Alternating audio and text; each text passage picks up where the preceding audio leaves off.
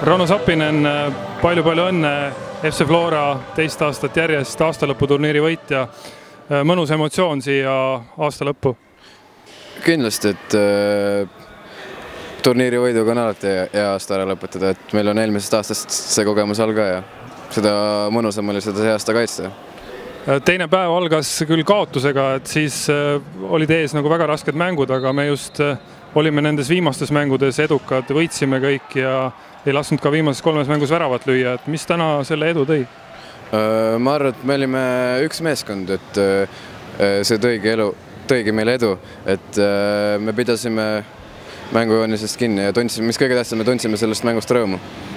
Ise lõid täna 3 esimeses mängus värava ja paistsid ka kogu aeg nagu teravusega silma, et on oodata äkki head aastat järgmisest aastast sinu poolt? No jah, et mulle see väljaks nagu meeldib, et ma olen vist noorteliigades võitsime ka siin kogu aeg, et jah.